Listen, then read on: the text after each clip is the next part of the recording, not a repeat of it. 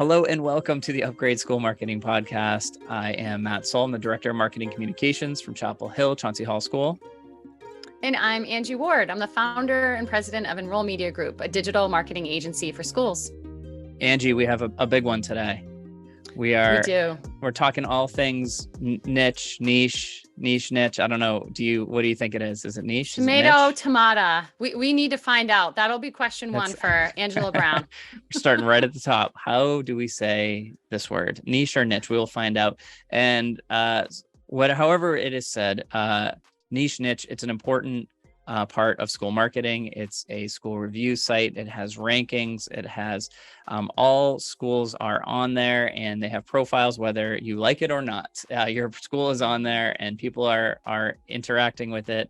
And they offer a lot of insights and things that schools can use and free tools that schools can use to help make sure that your story is out there, that you're putting your positive reviews out there, and you're promoting the things that you want. So this is a great talk today with Angela. So we are talking with Angela Brown, and Angela joined Niche in 2001. And before that, she was the Director of Marketing and Communications at Flint Hill School in Virginia. At Niche, Angela creates content, she does research and insights to help the pre-K through 12 marketing, communications, and admissions. And she helps professionals refine their strategies, hone their craft, and elevate their roles in schools. And in addition to that, Angela is a regular presenter, writer, and podcast guest, as you will see today. Yeah, Angela is also a member of the National School Public Relations Association, American Marketing Association, and the Association of Independent School Admission Professionals, also known as ASAP. She serves on the advisory board for the Marcom Society and serves as a judge for the Brilliance Awards, which honors marketing and communications work from pre-K to 12 private schools around the world. So Angela certainly is very involved in the independent school and public school community. So we're really excited to jump into our conversation with her today. All right, and let's go. Here's our conversation with Angela Brown.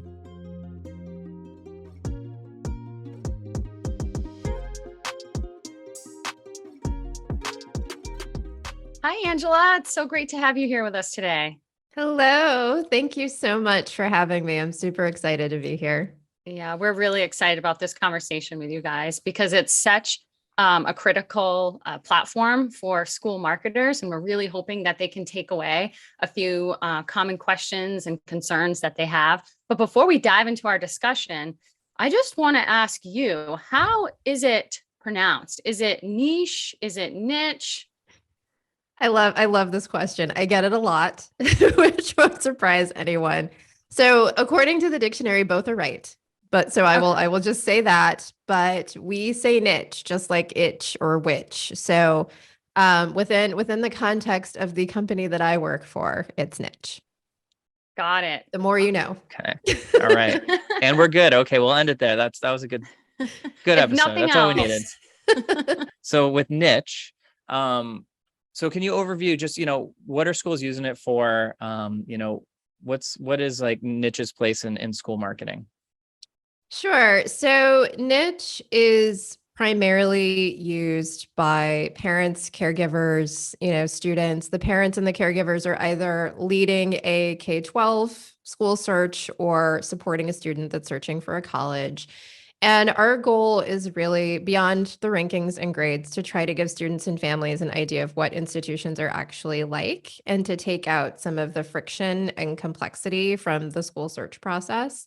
I think that parents in particular come to niche because we make the search process really easy. So they can search for schools, they can compare schools, they can get suggestions for schools that might not be on their radar, which is always helpful, of course, and use reviews and content from the schools and the districts on that side to get more of an insider's perspective on what a community is like. And I think a big piece of that is the reviews. They're no different for schools than they are for things like cars or electronics or books, all of the other things that we purchase. And the way that people shop for schools is very similar to the way that they shop for everything else. It's a big decision. And so having that third-party endorsement from members of your community is really important. That's great. And so just in context too, so how many people are using niche? Like, do you have a sense of like how many people are coming through, families and all that are coming Oh through? yeah, And we do. yeah. So last year for the 2021-22 school year, we had about 75 million people come through the site to search for Wow, schools. So we get a lot of traffic. So that's this great. is a box that marketers, whether they love the platform or not, they need to check this box. They need to be looking at their profile and updating it. Now, tell us a little bit about the schools that are really using this platform like effectively. Like, what's sort of the ideal school marketer's role in maintaining niche and making sure it's in tip-top shape? Yeah, so it really starts with the profile, and you can actually claim that for free. So that's something that I always encourage people to do as a baseline, just so that you can have some ownership over your data. The basic profile, as you'll see on the website with, the map and some very generic facts, that comes from data that we pull from the Department of Education and a few other sources, but it's not the most exciting information. So if you want to zhuzh it up a little bit and make sure that it's updated more frequently, definitely start with a free profile claim. There are some bells and whistles, like some custom CTAs and photo galleries that can come at an extra cost. But knowing that that's the first thing that a prospective parent or guardian is going to see when they're searching for your school, it's very important to make sure that your information's up to date and that you're putting your best foot forward. Um, I often think about using your profile as an extension of your brand, which is really important. And some of the ways that we've seen some schools do that is with our photo gallery feature. We've gotten a lot of adoption for that. That's actually new in 2022. So instead of having just one image at the top of your profile, you can have up to 25. There's still a lead Wow. image, but there's a little box that people can click on where a light box will open up and they can click through more photos. So really being conscious of how you use that lead image, because it's not just the first one that they see on the profile, but it's also the first one they see as they're going through a search result that has a listing of multiple schools. So you want to provide a sense of place and something that very clearly connects with something that's unique and noteworthy about your institution. And then from there, try to weave in some images that might showcase different aspects of your program. If you want to make sure, of course, you have some gender balance in there, if that's applicable to your school, diversity, being really thoughtful about the images that you're using, showcasing school spirit. 25 images is a lot. So you can tell quite a story with 25 images. We're also seeing some creative uses of the program spotlight. So that's a section of the profile, if you have a premium profile, where you can really put whatever you want, whether you have a STEM program that's a signature program you want to highlight. We're starting to see some districts are using it for teacher recruitment. So if that's something that your school is struggling with, using that to highlight employment and to, tell a bit of a story about that, drive traffic to that part of your website. That's another thing that we've seen that's been very effective. But just claiming your profile in and of itself gives you monthly access to a report on its performance. It's called the Monthly Insights Report that arrives in your inbox every month. And I would say that effectively using niche or any platform, really, whether or not it's in a paid capacity, involves regularly reviewing your data and looking for ways to improve your performance or lean into ways that, into things that you're doing that are already working well. Got That's it. great. That makes a lot of sense too. And I want to talk more about data, but you go ahead, Matt. Well, yeah. So I just wanted to, you mentioned reviews. So I think that's a really big one, especially something that school marketers can have some impact on and can actually make a change on that. And one of the things too is, niche shows up on the Google search for your school, like right on the side panel. What do we call the side panel there, Angie? Google My Business better The than Google Business Profile, the Knowledge Graph, the Google Business Profile, the GBP. Google Maps. It's It's just changed from Google My Business to Google Business Profile. Yeah. Did it? Okay. Yeah. That's Angie knows all Google. So yeah, so that is front and center. It's actually the first one that shows up is your niche reviews show up right there. So even families that aren't going through and actively, searching through the site, it's showing up in all those Google searches under your name. So just to say, like, there's tons of reasons why reviews are super important. So are there any sort of things you've seen in getting, because in niche, it's student reviews, it's parent reviews. Mhm. Are there any things you've seen schools do that help to get those reviews coming in, and getting people to see sort of the positive side of things? Yeah. So to your point, niche is everywhere. So I can't emphasize that enough. And the reviews are definitely important. Some of the things that we've seen some schools do, for one, is just you have to build review solicitation into the regular pattern of what you're doing over the course of the year. So the start of the year is always a good time because everyone tends to be a little bit happier. They're optimistic. They're looking forward to all of the magical things that they know are going to happen for their children at your schools. And nothing bad has happened yet, right? So no children have come home with skin knees or complaints at that point in time. So the start of the year is always a good time to get started. Focusing on parts of your community that are already highly engaged. So your parent volunteers, trustees. On the student side, just getting really close to, certain student groups and organizations. This is where I'm a big believer in marketers leaving their offices, getting up and getting to know the kids in their communities, because if they know you and they trust you, it's easier for you to ask them for things because they will actually respond. Student ambassadors are great low-hanging fruit in that capacity. We actually we did a review campaign in the spring for schools that had no reviews at all. And we provided them with some templates that they could use to send emails to those small groups that I just mentioned, or more broadly. We actually had one school that went out to their full community and found that to be very effective. We also included a flyer with a QR code that went directly to your school's page for people to leave reviews and complete the survey, that you could, add your own aesthetic to, your own brand standards, and print out and put in strategic locations throughout your campus that people could just quickly scan and complete a review on the fly. So we've seen some things like that. If you use some incentives to the extent that you can, that always helps. So parents tend to love, that Starbucks gift card, a t-shirt, a tumbler. If there's some things in your school store at a low cost that you can give away, that always works. And if you aren't able to incentivize your families internally, we actually have a sweepstakes that they can enter. So when they go to complete a review, they can be entered into that sweepstakes to earn a gift card. And that's our way of incentivizing them for you. That's great. Yeah, I've seen that before too, that it's like a standing page with a monthly contest going on. So that's definitely something we can we'll add to the show notes there. So if schools want to just, you can copy and paste that and put it in your newsletter, or that's a pretty easy one to, without any work really having to be done. It links right up to your school and does that too. So we'll make sure to add that. Thank you.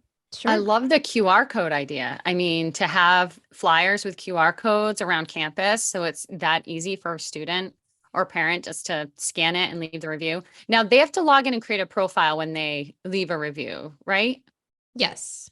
Okay, got it. And just so I'm clear, if your school's profile does not have any reviews, you can't rank. Is that correct? That is correct. Okay. There are a lot of downsides to having no reviews. One of them being that you aren't eligible to be ranked, because when a student in particular completes a review, there's a survey attached to that includes information about things like test scores that are involved in how schools are ranked and graded. Those are all weighted categories. And so if you have no reviews, we don't really have a great way of assessing that information. And it's really information from the community that drives how schools rank. Another challenge is the fewer reviews you have, or the more outdated your reviews are, the less traffic you get to your profile and the less time people will spend on your profile. So there are a lot of penalties that come with not having reviews at all. And I feel like reviews in all areas, whether it's Google reviews or Facebook or niche, naturally there's going to be somebody who has a bad day and has a bad time, and does go in and leaves a review as a way, to kind of get that out. And that's going to happen. And it was a whole strategy to responding to those and doing all that as well. But I feel like the campaign for continually just getting people who are having a good time and getting that is just the best, because you're continually stacking things, and there's going to be real reviews in there that might be critical, or that might not fully be like the 5-star positive you want, but overall you're getting that message across. So somebody who is scrolling through is getting a better overall sense of how people are feeling, and not just, if with no strategy or no push to do that. I feel like the weight on those few negative ones becomes a lot more when that's what you see up there. Absolutely. Yeah. The goal is to try to find balance, and also not to automatically discount or discredit the negativity. Sometimes there could be something to a negative review. And so before immediately dismissing it and being frustrated by it, there can be some opportunities to, maybe look in the mirror and see if there is something that needs to be addressed, so negative reviews serve a purpose too. Great. Those are great tips. I want to get back to the data aspect of this conversation, because, I'm a data geek. But when a school is using their niche profile, whether they're, using it robustly and doing a good job with it or not, what are the data points that a school marketer should be looking at every month or maybe every year when they try to evaluate, how can I make this profile more effective, or is it worth the investment? Sure. So what I always tell people is that there is data that we give you, and there's also some of your own data that you own that you can use to determine whether or not, niche is quote unquote working for you, right? So on the one hand, with your profile, if you have a basic profile, it's a little limited in the data that you'll get in the monthly insights report. We call it the MIR. You'll get some impression data, you'll get profile views. That's helpful to a certain degree. I would also cross-reference that with your own internal data about referral traffic, so that you can really gauge how those profile views are translating into traffic on your school's website. As you kind of go up the ladder, if you purchase some of Niche's remarketing services, or you have a premium profile, then you get a lot more data about things like clicks on your calls to action. You still get the profile views, you still get the impression and click data for, any remarketing ads that you're running. We actually have dashboards that our digital marketing services team can create for you in Google Data Studio that can connect those dots a little bit more. But you also want to look at things on your side, like conversions. Is the traffic from niche driving inquiries? Is it driving applications? Is it driving admission event registrations? What's the quality of the traffic? That's another piece that I think people miss. So not just looking at the traffic that's being referred from niche, but how much time are people spending on my website? How many pages on my website are they visiting once they get there? And are they converting once they arrive? Are they signing up for an open house, or, to download a webinar or a piece of content, And so being able to track what happens on niche and cross-reference that with engagement on your institution's website, and particularly on your admissions pages, I think it's very important to be able to connect those dots if you're going to look at the impact of the platform. Mm-hmm. Absolutely. Yeah. And it goes back to kind of setting goals as an institution. You want to make sure, because some of those actions aren't automatically recorded in Google Analytics. Right. So you want to set up that inquiry form completion or application portal button click. That way you can actually interpret, the actions that those users are taking for all channels, niche included. And, for what it's worth, I'm constantly in schools' Google Analytics accounts, and niche is almost always up there as one of the top 10 sources of traffic. And not just any traffic, qualified traffic, users spending at least 3 minutes on the site, visiting those key admissions pages. So I think it goes back to, some schools will say, okay, we have to be on niche, we need to check that box, but what are the expectations for that profile? Is it that you're going to be an A+ school and outrank your competitors? Maybe it's just understanding that this is a touch point for prospective families, and then being able to point to that data within your analytics account that proves this was a touch point for a lot of families, and making sure that you're happy with that experience they're having, because it's happening. Parents are using it, whether you kind of pay attention to your profile or not, in my experience.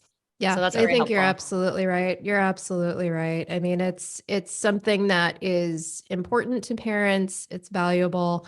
And so it's really just a matter of looking at the impact that that's having on your traffic, and particularly on the goals that you have set. And Right. if you have a CRM, it's a lot easier. But if you don't, it just gave you some Yeah. great tips. Yeah. I pulled a report just before here to look into that, and just to see how many not only people are coming, but we have an enrolled student for this fall who that was their original source that they came to us was from Niche. That was the initial click through.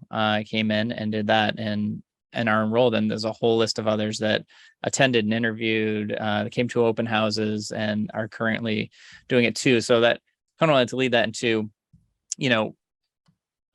Niche is an investment. It's not a small investment, depending on school size and budget and everything, but it's something that definitely has to be like seriously considered, and proven that it is doing the work that it is paying for. It's got a return. And I know just from talking with people in our own school and talking to other schools that, the ranking side of it, which is super important, and families want to come in and be able to see nice, clean rankings to see that you are this number out of this number in this category. And Niche does tons of those. Like, they do tons of these rankings. But I do know that schools have a hesitation when they see that, there's a lot of rankings, and not all of them, you might have a great grade ranking in a certain topic, but when they actually rank the top number of the schools in this, you might fall on the lower side of that. And I know from the inner talkings of either directors of marketing and within our school to say, is this something we want to put money into and something we want to promote? So what do you say, when you're talking to a school that's concerned about the ranking side of things? Yeah, I mean, for one, there are some things that you can control. And so, starting there, I think part of the challenge is that there's this perception that either the rankings are completely out of your control, or you have to pay for a good ranking. And it actually does not work that way. Whether or not you have a paid relationship with Niche has nothing to do with your ranking or grade. And I think that's very important for people to know and understand. The number of reviews that you have, again, is very important. If you have fewer than 5, then, we can't rank or grade you. But also just making sure that your data is up to date. We typically end data review around mid-July for the upcoming ranking season. So it's really important to stay in that account, making sure that your data is up to date. Also just paying attention to the reviews that pop up, because there are some that are clear violations of our community policies. And so, not just the standard issue negative ones, but things that name specific people or, have some really egregious information. You can flag those for review and have those taken down to at least keep your reviews clean. So there are some things that you can do to take a little bit of ownership in where your ranks and grades land. It's also important to understand, if a rank or grade changes, that you're being ranked and graded based on other schools in your category in your area, right? So if something changes with a peer school, something could change with your ranking. So the rankings are very dynamic, and they're not the end all be all. And I think that's where it's that much more important for schools to recognize that your profile is an opportunity to tell a richer story beyond the ranking and the grade. And so the way that a prospective parent or student responds to a profile that might not have a quote unquote top tier ranking or grade in a certain area, but it's just the basic profile with the map and the generic data, versus a profile that tells a richer story about what the community is like, what you can expect from that community, what they value.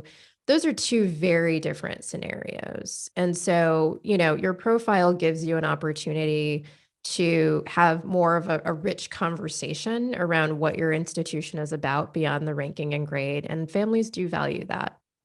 Yeah. And the way we think about it too is, researching a school is such a long process with so many steps involved to it, of whether people you're talking to, sites you're researching, visiting, events, consultants. There's so many pieces to it that I think you just mentioned it's not the end all be all. And that's something that, we remind ourselves too, is that this is a step along the way. And what you really don't want is, you don't want this to be a step along the way that gets you off the list. Right. You don't want this to be a step along the way that drops you from if they're looking at a list of 10, they're looking for reasons to thin that list down. And you don't want them to go onto here and see 2 negative reviews stacked on top of each other, and that's it. And say, all right, that's, like now down to 9. So yeah, so that I think it's important just to be able to, I think it's a place where you can gain a few points and you can move up the ladder, or you could get crossed off. So it is important. It's not the end all be all, but I think it could be the end of the road in some ways, in considering a school. One other thing, just I think is an idea just in school marketing that we've done. And as you talked about good reviews, sometimes we get our best testimonials from good reviews that show up on Niche. We'll do an email out to parents to say, hey, go, please, like help us and, recruit and find new families and share your story. And these reviews will come in and we go through, and it's sometimes the best, most, inspiring wording of their experience at the school that we've had. And, we've pulled those quotes. We've gone through our, our Niche reviews and found testimonials within there to use in other places, because it's like the most authentic way that we've seen it written before. So I think it's just another thing for school marketers to look out for, is that you might be able to find very usable things in there that you could put on a postcard, or put on a Canva template as an Instagram post, or put out there in other ways too. Yeah, Absolutely. Matt, I think at one point you had mentioned that it was actually some of the quieter families that you got some of the best testimonials from on Niche. So it's not always like the, loud and proud moms and dads out there, or students. Sometimes it's the families you don't hear a lot from, but that's a comfortable place for them to maybe leave that testimonial. So broadening your requests to everyone sometimes might be a good tactic. Yep. Yeah. That was our lesson from that was, there was a talk of, do we handpick our list of who we're going to talk to and reach out to, or do we blanket ask everybody? And we went blanket ask everybody. And that was what we got out of it was, wow, like, parents that you just, the parents that are there at every event, and they're part of everything, and that they will do anything. But yeah, there are ones that you just wouldn't expect, and they have had their own amazing story and their own thing that they share that is great. So definitely, I think that's a check for sending it blankly and sending it broadly out to everybody. But not all at once, right? We want to stagger the requests, so not all 100 come in at the same time. Exactly. Well, I feel like we could talk all day, but in our final few minutes here, I'd love to hear some final thoughts from you, Angela, on maybe, any common mistakes you see, or maybe just final tips for our listeners that you want to leave them with. Yes. Oh, the common mistakes. So I think, honestly, not claiming your profile and having stale content, those are two big ones. I typically tell people that your niche profile is no different from your website. So you can't just set it and forget it. You actually do have to nurture it. You need to keep it updated. If you're linking to broken links off-site, for example, or featuring outdated information, that's not good. We talked about actively soliciting reviews from your community. That's very important. And another thing that I've been saying is that if you think about your school website as your front door, which gets said a lot, your niche profile is the porch. So you really have to pay attention to both. To Matt's point, if you don't put your best foot forward, there is that possibility that you could get struck from a parent's list before they even get to that beautiful website that you've invested in, so it's really important to think about your presence on both. I would also say that if you do go the premium route, whether it's the premium profile or a remarketing package or some other service that we provide, it's really important to have a conversation with your partnerships manager about the goals that you have for your presence with Niche. And I would recommend that with any vendor. I think it's really, really important to have an initial conversation about what you're trying to achieve to make sure that one, your goals are realistic, but also try to have some measurable goals in there as well, so that when you get to the end of the engagement and as you're reviewing your report over the course of the year, you actually know what you're marching toward. And you can say at the end of the year, when it's time for renewal, did we achieve these things or didn't we? That's a really important piece. I think just having clarity around what you want to use Niche for is very helpful. And when those monthly insights reports arrive in your inbox, please look at them, pay attention to them. Don't archive them or snooze them. I was certainly guilty of that in my past life. I was just as guilty as I know lots of other people can be. And there's so many data sources and so many things to do over the course of the day. It can be hard, but it's really important, especially with digital marketing tools, to be vigilant about looking at your data, looking at what you're spending, and making sure that you're making changes when you need to along the way, so you don't have any surprises at the end. Angela, thank you so much for taking the time and talking with us about this. Angie had a great idea that maybe we should follow up with a Niche Mythbusters episode where we can talk about all the misconceptions, maybe. So maybe we'll see that. Again. Yeah, 2023. Stay tuned. Yes. Listeners. Okay. Niche Mythbusters. So where can people find you? Where can they see I know you're putting out tons of stuff daily. So where can people find you? Yes. So I would start with the Enrollment Insights blog, which you can find on the Niche website. We have lots of fabulous content for you there, some research, webinars, blog posts, podcast episodes. So if you want to dig into that, that's a great place to start. I'm also a big fan of LinkedIn, to the point where it might be annoying for some people. So I apologize if I've been filling your feed too much, but you can find me there at linkedin.com/Angela M. Brown. And also Twitter. So if you tweet, you can find me at Angela M. Brown as well. And if you want to email me, you can go slightly old school, angela.brown@niche.com. I'm happy to hear from people. I love doing virtual or in-person coffee or brain picking, whatever you need. I'm here. Oh, Perfect. that's so Well, thank you great. so much. Tons of great info for schools to run with and get on to Niche and start working. So thank you so much. And we look forward to talking to you again soon. Of course. Thanks, guys. Thank Thank you. Great to see you. Well, there you have it. That was a great conversation with Angela Brown from Niche, not Niche, although according to the dictionary, both are okay. No, but she's such a wealth of information, and I can't believe she's only been at Niche since 2021, but she really brings a lot to Niche and the independent school community as a whole. So we were so happy to talk to her today. Yeah, I definitely recommend, if you're on LinkedIn, checking her out, 'cause just daily there are amazing things that she's putting out there that are really helpful. So I am always on there. And today we also have our A+ school that we're highlighting. And today actually is for A+ World Academy, A+ for A+. A+ World Academy. It's the students are on a boat sailing the world. It's a school where they're there. I've been following on social media. We'll put a link in the show notes, but just as far as amazing, they do daily captain's logs, they're calling them, on social media. So they're getting to see the students, and they're learning how to work as a crew on the boat, and they're also academically learning. But you get a real sense for a unique school that's doing something really, really different.